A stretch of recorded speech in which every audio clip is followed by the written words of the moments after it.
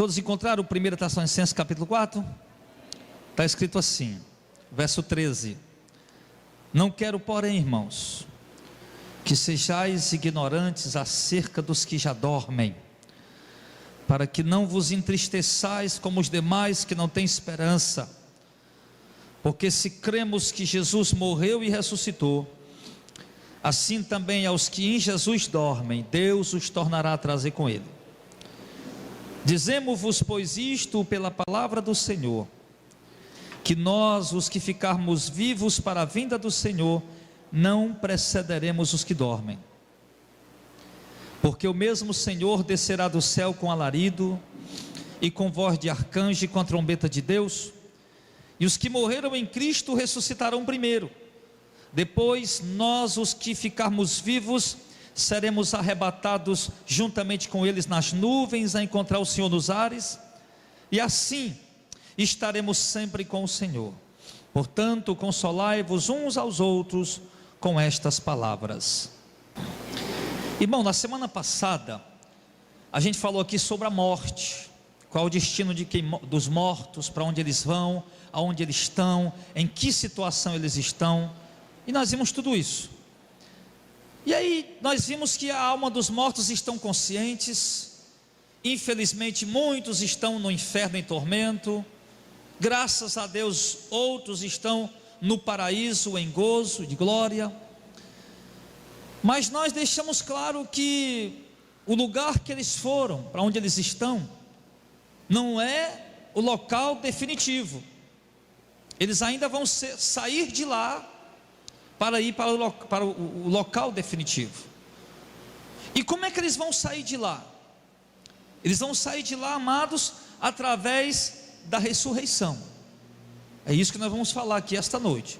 Já que nós falamos sobre a morte, e de repente alguém fica assustado, poxa vida, a morte, eu tenho medo da morte, eu tenho um pavor da morte, e a gente viu aqui claramente, irmão, que o crente, de modo algum, ele deve ter pavor da morte ou medo da morte, porque a sua alma simplesmente permanece viva, só que não mais nesse mundo, num lugar de glória, um lugar de muita alegria, de gozo.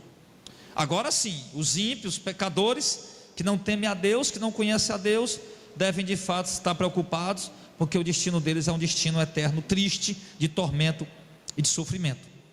Mas o apóstolo Paulo viu que havia uma necessidade de explicar para os irmãos, de trazer, pelo menos aqui em 1 Coríntios capítulo 4, uma breve exortação de consolo para aquela igreja. Porque muitos irmãos estavam morrendo, muitos cristãos estavam padecendo, falecendo. Uns morriam mesmo de morte natural, como é normal, como é comum. Outros poderiam estar morrendo de algum tipo de acidente, de algum tipo de situação. Mas o certo é que a maioria dos cristãos estavam mesmo sendo assassinados. E havia essa perseguição ali dentro do Império Romano. Havia essa perseguição dentro da Judéia aqui a princípio. E os cristãos estavam sendo assassinados, estavam morrendo. E muitos irmãos estavam ali ficando tristes, ficando angustiados com aquela situação, vendo os irmãos morrerem. E Paulo escreve para eles e diz que eles não podem ser ignorantes a respeito dos irmãos que estão dormindo. Que essa palavra dormir a gente já explicou semana que vem, que é o corpo está dormindo, mas o espírito está lá vivo no paraíso. E Paulo diz para os irmãos não serem ignorantes quanto a isso. Por quê? Porque de repente fica aquela tristeza, fica aquele desânimo, aquele abatimento, poxa vida, o irmão morreu e tal, e fica aquela coisa desgostosa dentro da gente.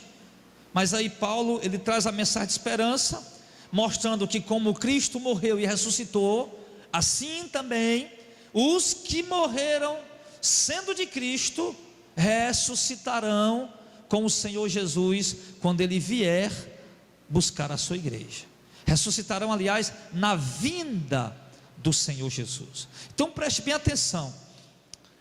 Quando um de nós, cristãos verdadeiros, morre ou dorme em Cristo, Paulo está dizendo, amado, que nós ficaremos ali apenas por um tempo, que o nosso corpo voltou ao pó de fato, está dormindo, e o nosso espírito está em repouso, em gozo, em glória no paraíso. Mas ele está dizendo para os irmãos que estão tristes porque perderam a presença daquele irmão querido na igreja, que eles devem se consolar, que eles devem sentir alegria, porque primeiro, nosso irmão que morreu em Cristo está no paraíso, meu irmão, longe de doença, de problema, de dor, de sofrimento, de perseguição, de qualquer tipo de frustração ou ataque, ou o que quer que seja. E que segundo, nós temos que nos alegrar, porque temos que ter a certeza que eles vão ressuscitar.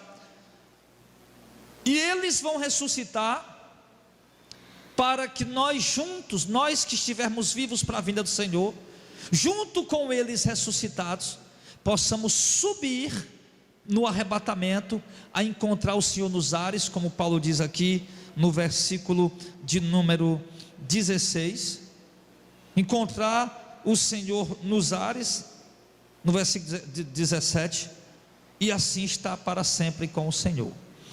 Então a gente tem que ter, irmãos, essa alegria, de que um dia nós vamos rever esses nossos amados irmãos, amém? Vamos revê-los sim, todos eles, que partiram, que morreram com Cristo, nós vamos ver no dia em que eles ressuscitarem, e que junto conosco, no momento da ressurreição deles, nós estivermos vivos, seremos arrebatados para encontrar Jesus nos ares, e assim estar sempre com o Senhor. Então, eu quero que a igreja abra a sua Bíblia em 1 Coríntios, capítulo de número 15, versículo 20, ele diz assim: mas agora Cristo ressuscitou dos mortos, feito a primícia dos que dormem. O que ele quer dizer com isso? Que Cristo foi o primeiro a ressuscitar, a primícia, e que depois os outros vão ressuscitar também. No verso 21, porque assim como a morte veio por um homem, Adão, também a ressurreição dos mortos veio por um homem, Jesus Cristo. Porque assim como todos morrem em Adão, assim também todos serão vivificados em Cristo. Ou seja, assim como é certo o homem morrer, assim como a gente olha e vê gente morrer todo dia, por causa do pecado de Adão, a morte entrou no mundo, do mesmo jeito ele está dizendo, tão certo quanto uma pessoa morre, é certo como ela vai ressuscitar, seja para condenação eterna, seja para salvação eterna. Mas eu quero me deter esta noite aqui, pelo menos nesse princípio, sobre a ressurreição dos crentes, que vão herdar a glória eterna. E ele diz no verso 23, ele fala que a ordem da ressurreição. Então como é que vai ser a ressurreição? Em que ordem vai acontecer? Quando é a ressurreição dos crentes? Mas cada um por sua ordem. Cristo as primícias, ou seja, Cristo foi o primeiro a ressuscitar, depois os que são de Cristo na sua vinda. Preste atenção, ele está garantindo para nós: você crê que Jesus ressuscitou, sim ou não, irmão? Porque estava havendo dentro da igreja de Corinto um questionamento sobre isso. Não, rapaz, Cristo não ressuscitou não. Rapaz, ressuscitou não, rapaz, os mortos não ressuscitam. Não tem como um morto ressuscitar não. Mas sim, Paulo disse, Cristo ressuscitou? Sim. E nós também cremos que Cristo ressuscitou, amém, igreja? E assim como nós cremos que aquele Jesus que passou 3 dias na pedra fria, o corpo dele, sim, com 3 dias ele ressuscitou, assim também todo crente em Jesus Cristo sairá dos sepulcros quando ouvir a voz do Senhor nos ares, para ressuscitar em glória, para se encontrar com o Senhor. Cristo foi o primeiro, ele está dando a garantia. Cristo foi o primeiro a ressuscitar, e os próximos a ressuscitar serão aqueles que são de Cristo na vinda do Senhor. E os terceiros a ressuscitar são os que vão ser condenados. Isso depois do milênio, depois de tudo mais que virá. E ele diz no verso 24: depois virá o fim, quando tiver entregado o reino a Deus o Pai, e quando houver aniquilado o império, e todo poder e força, porque convém que reine, até que haja posto os inimigos debaixo dos seus pés. Ora, o último inimigo que há de ser aniquilado é a morte. Ele está dizendo que falta um inimigo, o último inimigo a ser aniquilado é a morte. Ele está dizendo o quê? Que a morte vai deixar de existir, que a morte simplesmente vai ser aniquilada. A morte, depois que os crentes que morreram ressuscitarem e subirem para o encontro do Senhor nos céus, a Bíblia nos garante, amado, que a morte não terá mais poder sobre a vida deles. A morte não tem mais poder sobre a vida dos crentes que morreram, que estão lá no paraíso, não pode mais tocar neles. E depois que eles ressuscitarem, que receberem o corpo glorificado, a morte continuará sem poder sobre eles. Nós fomos lá para Apocalipse capítulo 21, no verso 1: e vi um novo céu e uma nova terra, porque já o primeiro céu e a primeira terra passaram, o mar já não existe. Eu, João, o apóstolo João, vi a santa cidade, a nova Jerusalém, que de Deus descia do céu, adereçada como esposa, ataviada para o seu marido. E eu ouvi uma grande voz do céu que dizia: eis aqui a morada de Deus com os homens, pois com eles habitará, e eles serão o seu povo, e o mesmo Deus estará com eles, e ele será o seu Deus, e Deus limpará dos seus olhos toda lágrima. A morte, não haverá mais morte, nem pranto, nem clamor, nem dor, porque as primeiras coisas terão sido passadas. Oh, glória a Deus. Ele está dizendo para nós, irmão, que vai vir um tempo em que o Senhor vai estabelecer um novo reino nessa terra, que a igreja vai ser tirada e ficar com Cristo nos ares. Mas quando se completar o fim de todas as coisas, quando se completar o tempo de todas as coisas, o Senhor Deus destruirá essa terra da forma como conhecemos.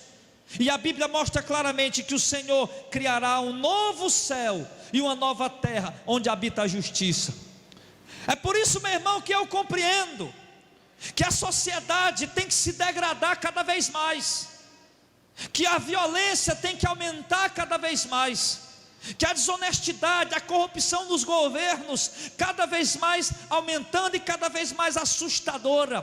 Por quê, pastor? Porque tudo que está aí é um contraste em comparação ao reino de Deus. Porque quando o reino de Deus vier para mim e para você, amado, crente salvo, selado pelo Espírito Santo, para nós morarmos nele, será um reino de justiça e de paz. E a Bíblia garante que a morte vai ser aniquilada. E aqui nós vimos aqui que a morte não existirá mais. Ou seja, que depois da ressurreição da igreja, depois da ressurreição dos santos, depois do arrebatamento, que nós recebermos um corpo glorificado, a morte não terá mais poder contra nós. A morte sequer vai existir, sequer a morte vai tentar contra a gente. Não vai ter medo, aquele medo de sair de casa. Meu Deus, eu tenho que trancar todos os cadeados. Meu Deus, eu não posso levar o celular, não posso levar a bolsa. Meu Deus, eu tenho que andar aqui com cuidado, porque senão vem uma bala perdida, vem um tiro, vem um assaltante e me mata. Ele está dizendo que não vai mais existir isso. Está mostrando para nós aqui, amado, que o medo, o pavor, o terror, a morte, doenças, enfermidade, todo o mal que existe nessa terra simplesmente deixarão de existir. Amém, igreja? Amém. E nós, o melhor de tudo, nós vamos estar lá morando nesse lugar. Oh, aleluia.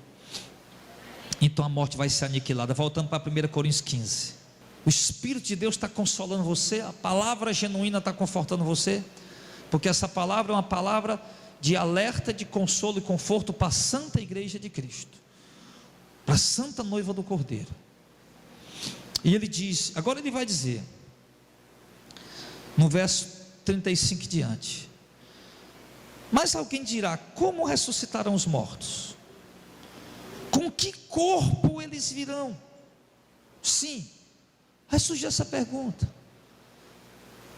pastor, mas como é que a pessoa vai ressuscitar? Se tem uns que foram cremados, pastor, quando eu morrer não deixa eu cremar não, que pode eu não ressuscitar.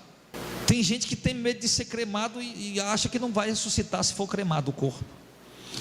Se virar pó cinza, joga lá no mar, porque eu já vi crente perturbado com isso. Não, irmão, o cemitério está cheio, não estão mais enterrando ninguém não, eles vão cremar, e agora? E eu digo, agora o quê? Como é que eu vou ressuscitar? Meu irmão, você está duvidando do poder de Deus. Deus não precisa de uma carcaça velha, de ossos podres, de carne podre para ressuscitar você, meu irmão. A Bíblia diz que Deus chama a existência as coisas que não existem. Deus pegou o pó e fez o primeiro homem. Deus é Deus. Quando eu morrer, pode fazer o que quiser com o meu corpo, pode cremar, pode enterrar raso. Não, pastor, mas pelo menos enterra raso. Quando for para a ressurreição não dá trabalho de sair lá de dentro.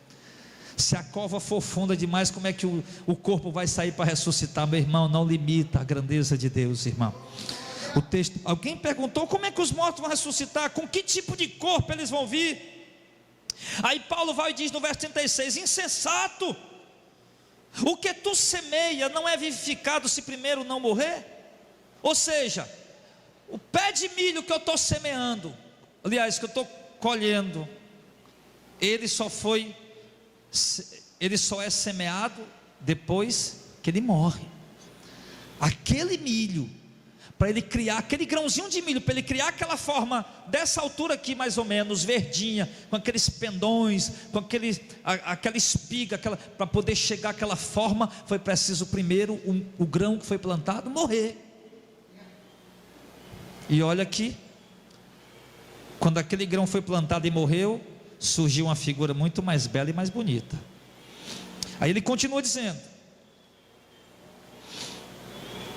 no verso 38, Deus dará um corpo como quer, e a cada semente, aliás, Deus dá-lhe, se referindo à semente, o seu corpo como quer. Mas Deus dá-lhe o corpo como quer, e a cada semente o seu próprio corpo.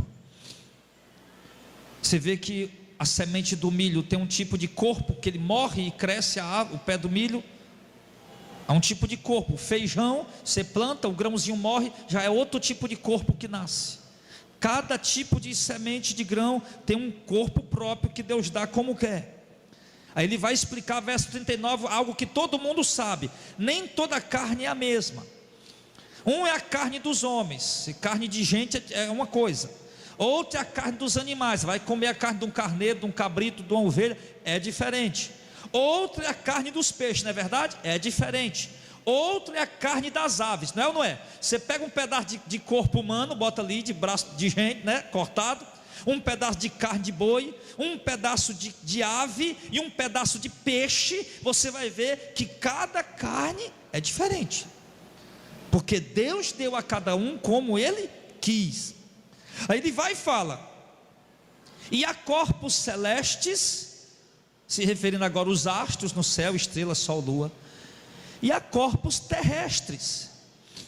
Uma é a glória do celeste e outra é a glória do terrestre. Ou seja, uma é a glória do sol, outra é a glória da lua, outra é a glória das estrelas. Você vê que o sol brilha mais, a lua brilha menos, porque a lua apenas reflete o brilho do sol, e as estrelas também têm o seu brilho. E ele diz aqui na parte B, porque uma estrela difere em glória de outra estrela. Você vê que tem uma estrela que brilha mais do que a outra. O que é que ele está tentando mostrar aqui para nós até agora, meu irmão? Que cada astro tem o seu corpo. O sol tem um corpo que Deus deu, a lua tem um corpo que Deus deu, as estrelas têm um corpo que Deus deu, e olha que cada uma tem um tipo de corpo diferente. Uma brilha mais, outra brilha menos. Sim, uma tem uma cor, outra tem outra cor. Ele mostra a carne dos homens, dos animais, das aves, dos peixes, é tudo diferente. Ele fala aqui de sementes, de planta, tudo, cada corpo ali é diferente. Ele mostra aqui, irmão, o poder de Deus em distribuir o corpo a cada semente, a cada coisa, ou cada tipo de animal, seja o animal homem, seja o animal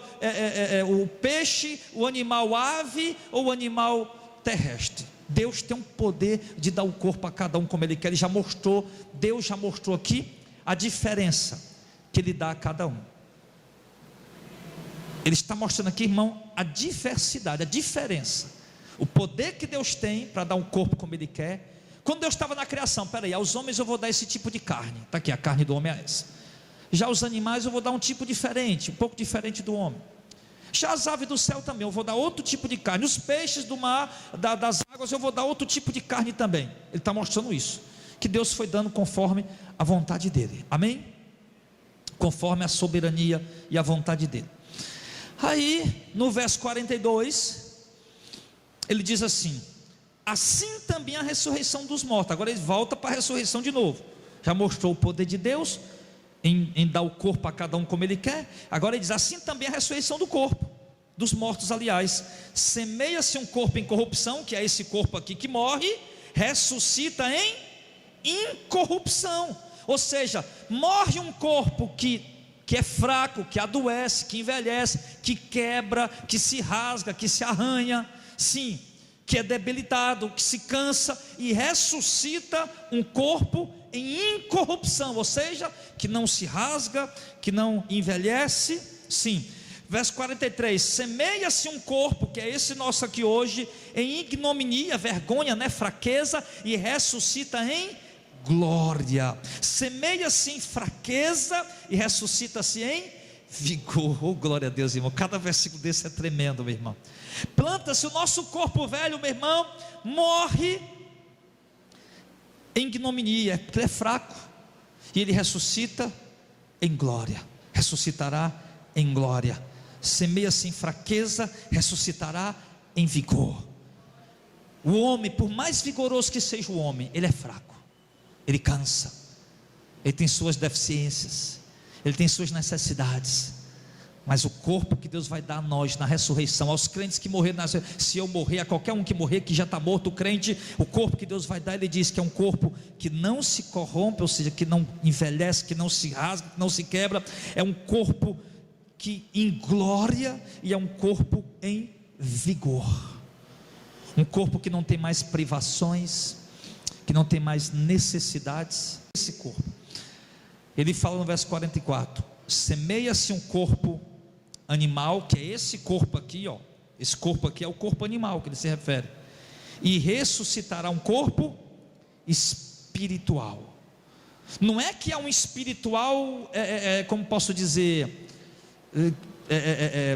é um espiritual que é matéria, tá? Porque entenda bem, o mesmo corpo que nós vamos receber é o mesmo corpo que Jesus recebeu quando ressuscitou. Você lembra que Jesus mandou pegar nele, pega aqui para ver se uma alma, um espírito tem carne e osso, como eu tenho. Jesus disse, eu tenho carne e osso. Só que aquele corpo de carne e osso era um corpo glorificado, era um corpo que Jesus passou dias ali perto deles, ouvindo os discípulos. Aí, Tomé, Jesus apareceu nada, rapaz, Jesus estava lá, e eles não conseguiam ver. Era um corpo que Jesus entrou naquele cenáculo com portas fechadas, se apresentou e falou com eles. Um corpo que quando Jesus estava se despedindo em Atos capítulo 1, Jesus flutuou, subiu e ocultou-se atrás de uma nuvem. Esse é o corpo glorificado que ele diz. Então ele diz, semeia esse corpo animal e ressuscita um corpo espiritual. É o mesmo corpo que nós vamos receber. Aí olha a firmeza que ele dá, ó. Se há corpo animal, tem ou não tem? Você tem um corpo animal ou não tem, meu irmão? Então também há um corpo espiritual.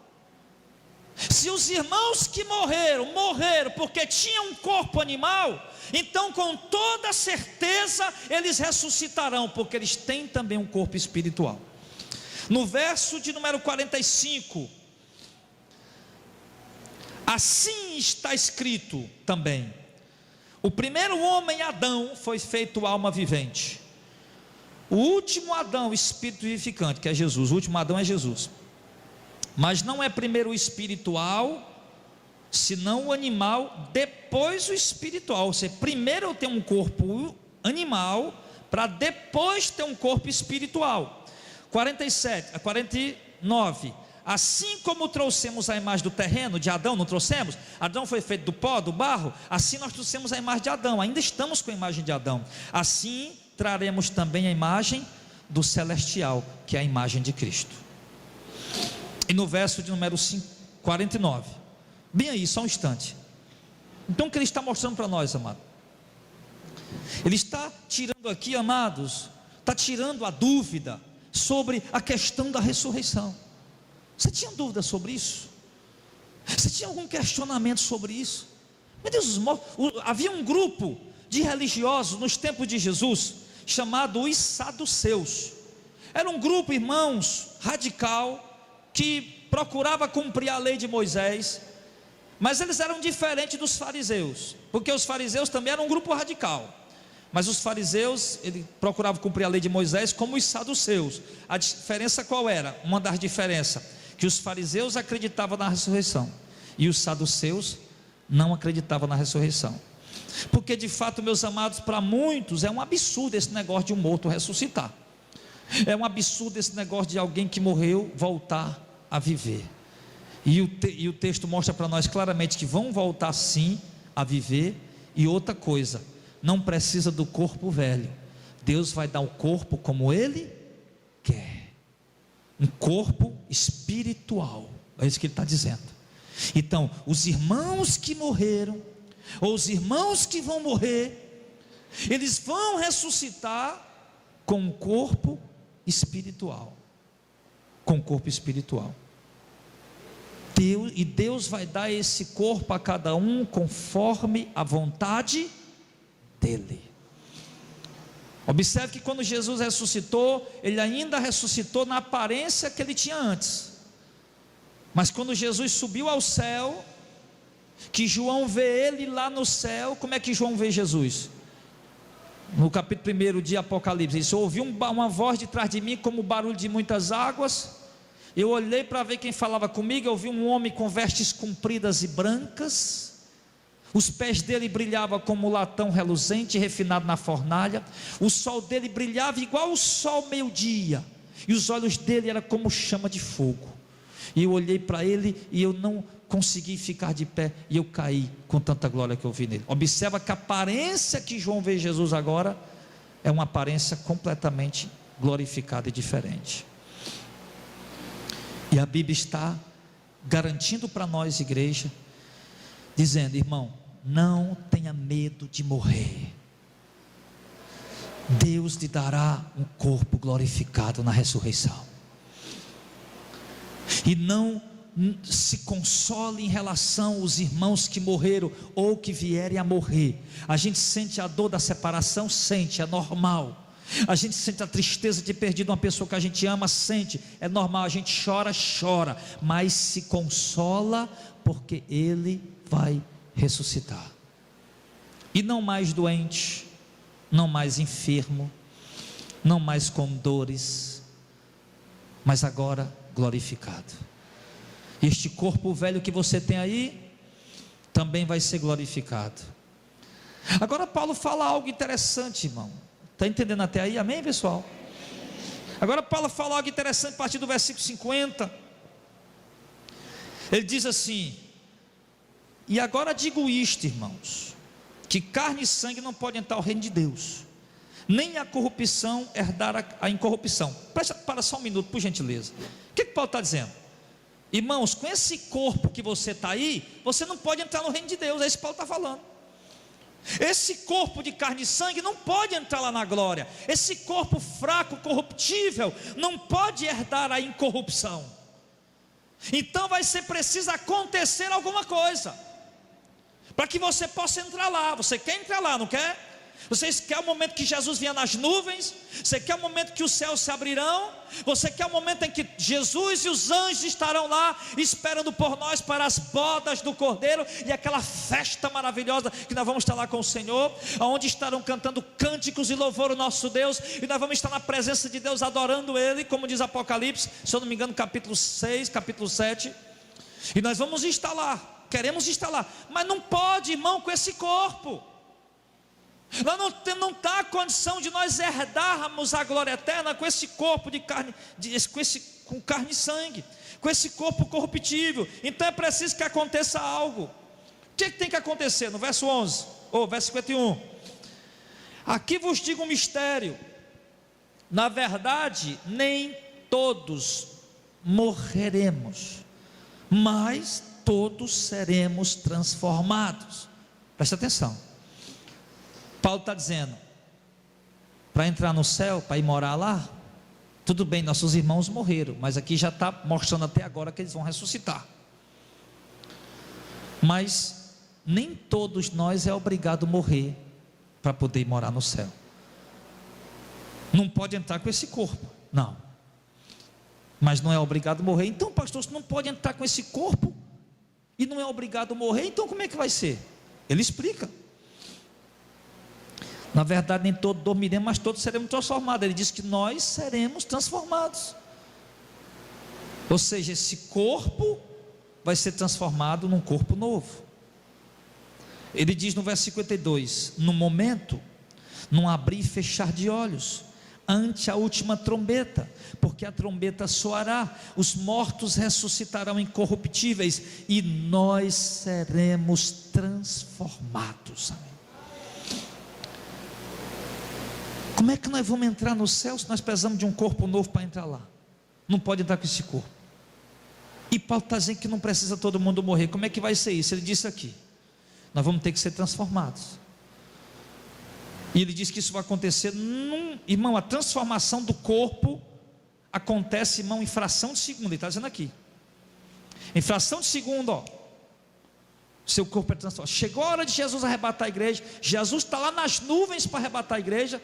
1 Tessalonicenses capítulo 4, do verso 15 em diante, que nós lemos no começo da mensagem. O arcanjo tocará a trombeta, um sonido, um barulho. Os mortos em Cristo ressuscitam num piscar de olho, já com o corpo glorificado. Nós que estivermos vivos, teremos também, naquele momento, num piscar de olho, nosso corpo transformado. E imediatamente subiremos numa velocidade incrível, em direção à nossa pátria celestial. Glória a Deus. Aleluia. Então os mortos ressuscitarão incorruptíveis. Já ressuscita com o corpo glorificado, incorruptível.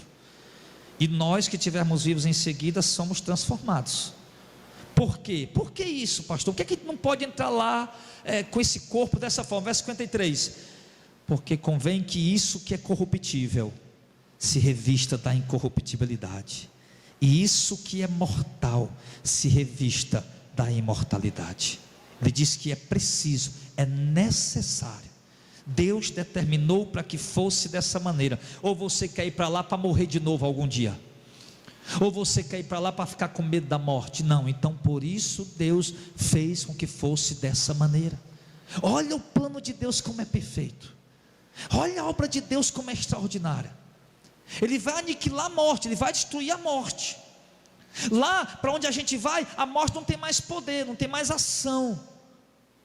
Aí Deus não quer a gente lá cansado, Deus não quer a gente lá fadigado, Deus não quer a gente lá com problema, com luta, com dificuldade, com doença, com enfermidade. Deus quer a gente lá, meu irmão, bem, mas num bem-estar que nós não fazemos ideia aqui. Você pode ver o melhor dia da sua vida, não se compara nem 0,001% da glória que você vai ter lá com o Senhor Jesus na glória. Não se compara. Então é conveniente, precisa que isso que é corruptível se revista da incorruptibilidade, e isso que é mortal se revista da imortalidade. Verso 54: e quando isso, que é o nosso corpo, ele se refere, que é corruptível, se revestir da incorruptibilidade, e isto que é mortal, esse corpo velho, se revestir da imortalidade, então se cumprirá a palavra que está escrita: tragada foi a morte pela vitória. Aí a morte deixa de ter poder, deixa de existir. Aí Paulo vai para zombar, diz: onde está, ó morte, o teu ferrão? Onde está, ó inferno, a tua vitória? E ele diz: ora, o ferrão da morte é o pecado, e a força do pecado é a lei. Mas graças a Deus que nos dá vitória por nosso Senhor Jesus Cristo. Força, o ferrão da morte, o que é? O ferrão que fere. O homem morre por quê? Por causa do pecado. E a força do pecado, o que é que faz o homem pecar?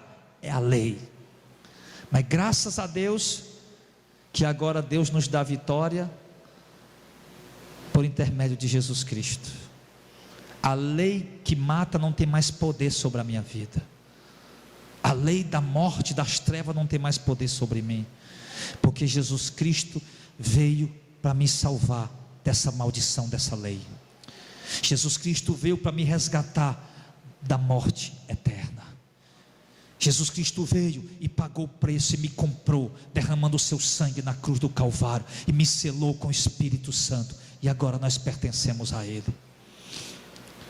E agora a morte não tem mais poder sobre nós, de modo que se algum de nós aqui chegar a morrer, de fato não estamos mortos, estamos o corpo dormindo, mas a alma viva com nosso Salvador lá no seu paraíso glorioso.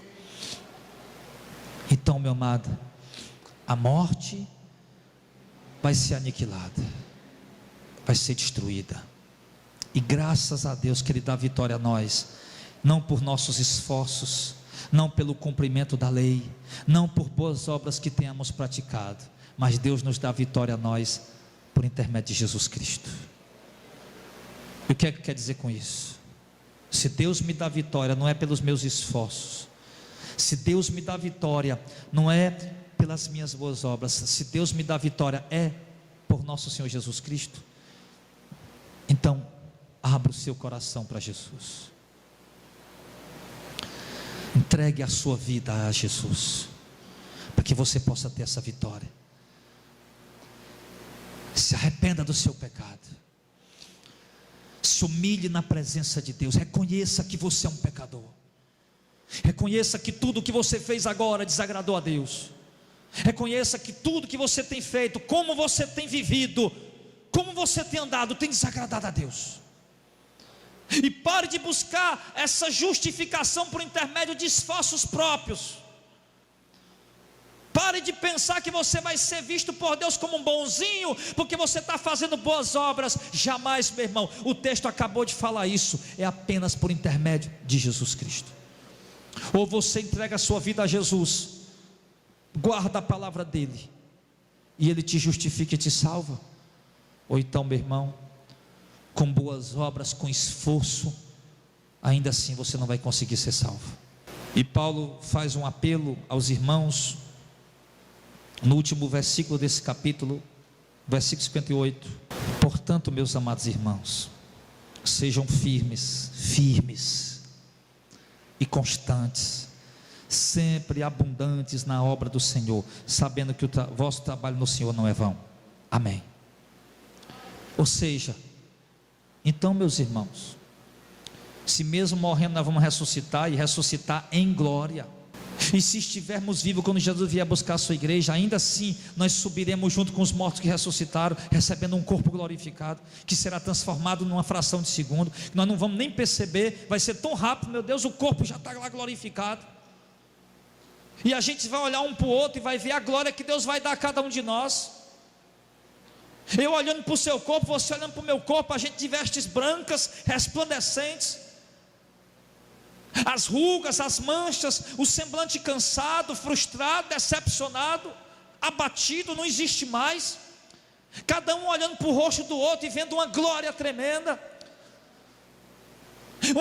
um sentimento dentro de nós de poder e de força que nós desconhecemos. E Deus nos dará isso, meu irmão, é o nosso galardão, é a nossa glória. Portanto, Paulo diz: não parem de servir a Cristo, não parem de obedecer o Evangelho, não parem de renunciar, não parem de se santificar, vivam conforme a vontade de Deus, conforme a palavra de Deus, mas saiba, meu irmão, que haverá recompensa para o teu trabalho no Senhor. Senhor, nós deixamos tudo e te seguimos, disse Pedro, e Jesus disse: ninguém que tenha feito isso, Pedro, por amor de mim, do Evangelho, que não vai receber uma recompensa eterna e gloriosa. Seja firme, irmão. Como é que está a sua firmeza no Evangelho? O pastor está meio cambaleado. Seja firme.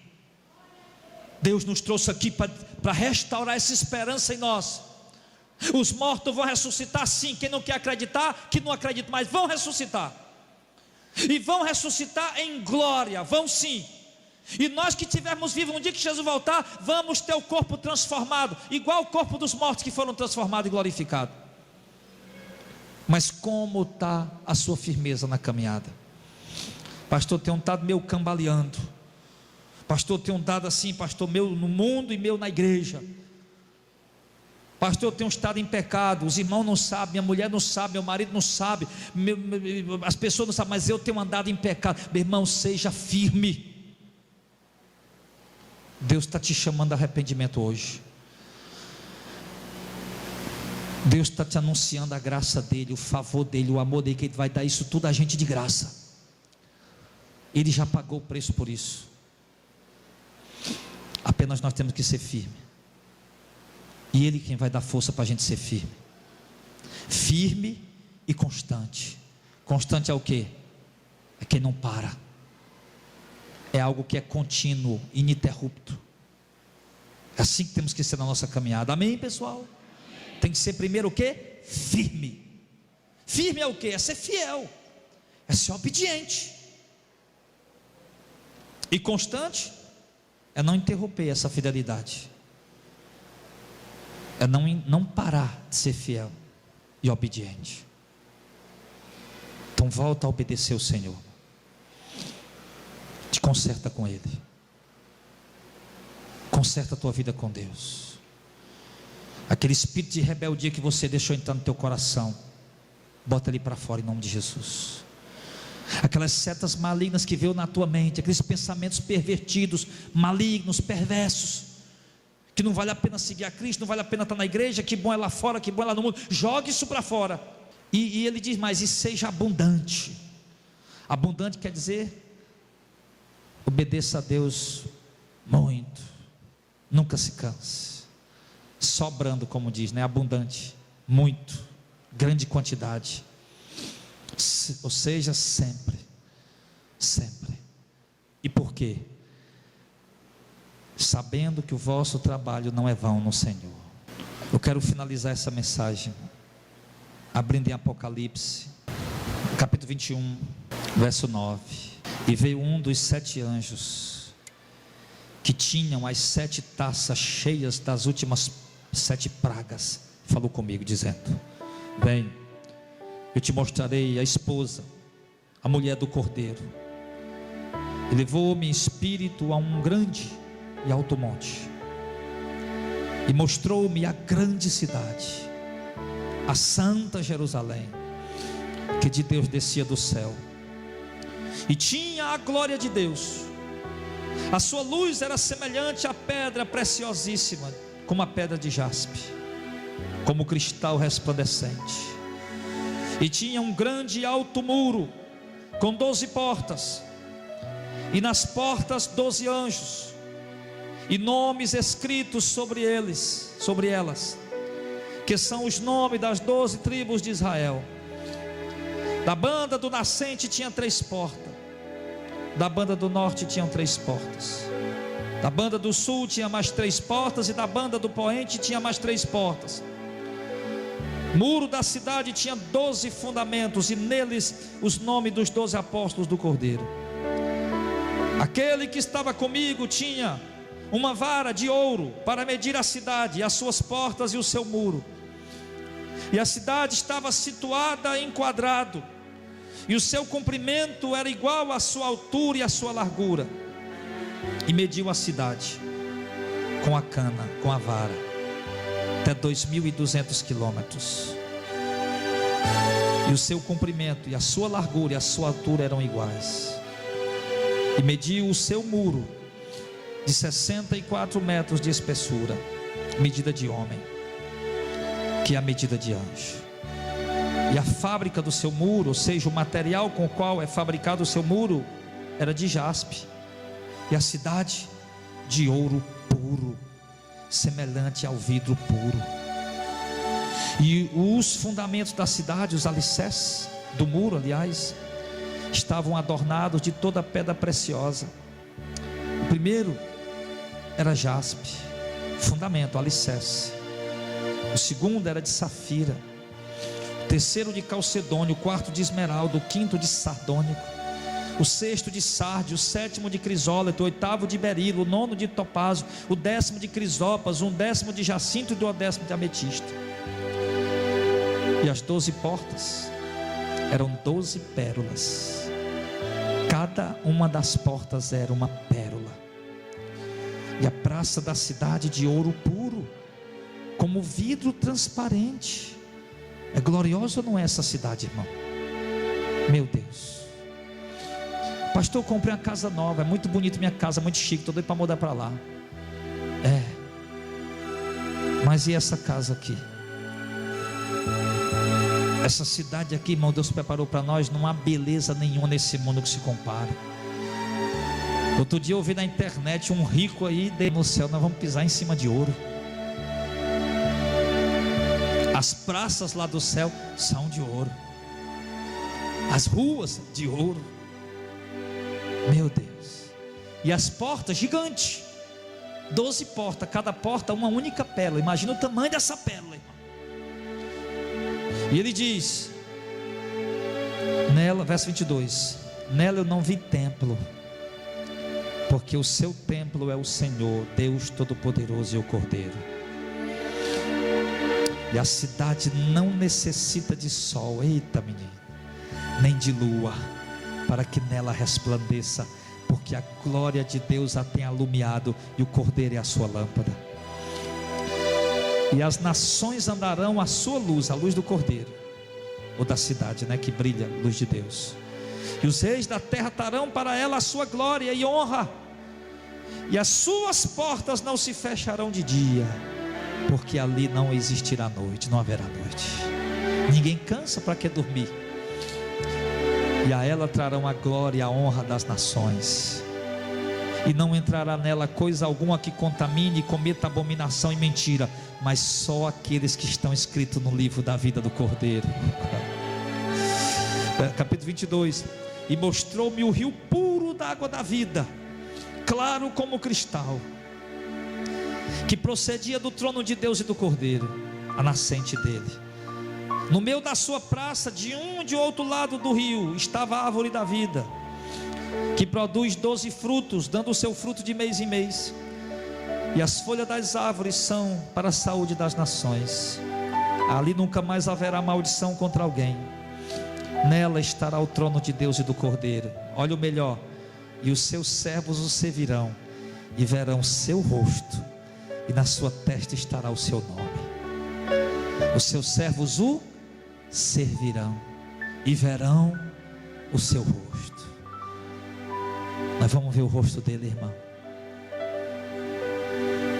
Quantas vezes a gente dobra o joelho falando com ele, e a gente não vê, não percebe, mas a Bíblia diz que um dia nós vamos estar diante dele e vê-lo, o rosto dele como ele é. Irmão, isso é maravilhoso demais. Nós vamos ver Jesus, o texto está dizendo, nós vamos estar lá para servir a ele, nós vamos ver o rosto dele.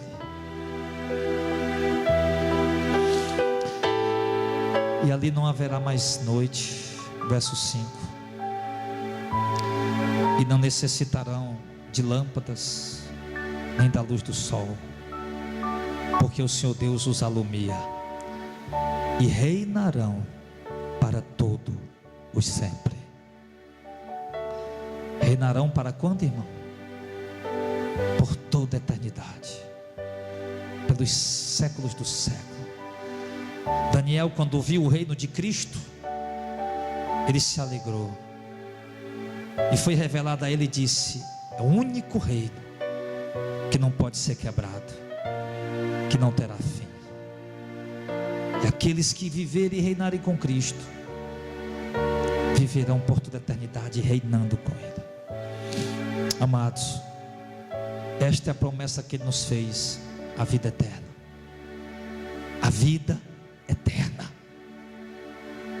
Diante dessa promessa, as glórias do mundo parecem desbotadas. As riquezas e as grandezas do mundo perdem totalmente o valor, porque tudo no mundo enferruja, perece, passa. Mas quem tiver essa herança, meu irmão, é por toda a eternidade. Você vai estar lá na eternidade. Quem vai estar lá, amém? Alguém descreveu a eternidade dizendo o seguinte: olha o tempo que você vai passar lá. Pastor, quanto tempo a gente vai passar lá? Pronto. O Pico Everest é um dos maiores picos do mundo. Do mundo, é o maior, né? Então, o maior pico do mundo. Beija-florzinho,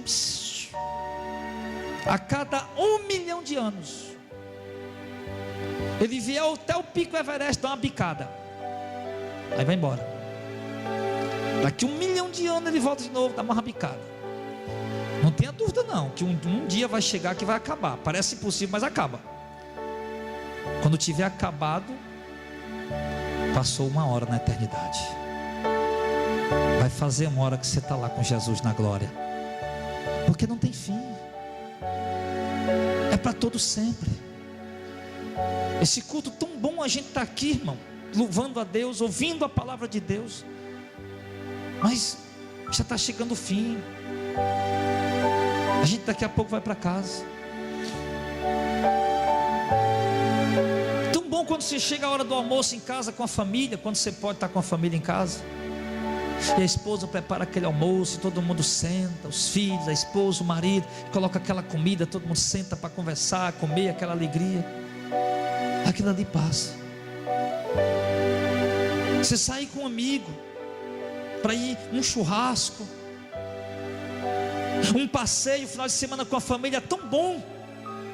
A gente viajar, passar uns 2, 3 dias fora, descansando, mas a gente volta, passa tudo tão rápido.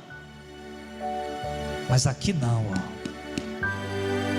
A promessa lá é eterna.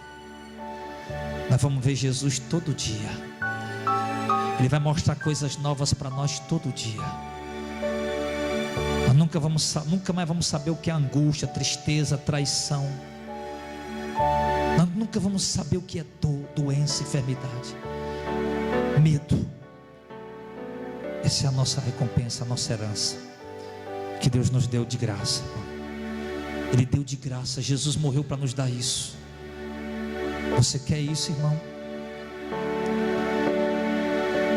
Se a graça de Deus te alcançou essa noite, se a graça de Deus se revelou para ti hoje nessa palavra, e você está afastado, ou então você nem é convertido,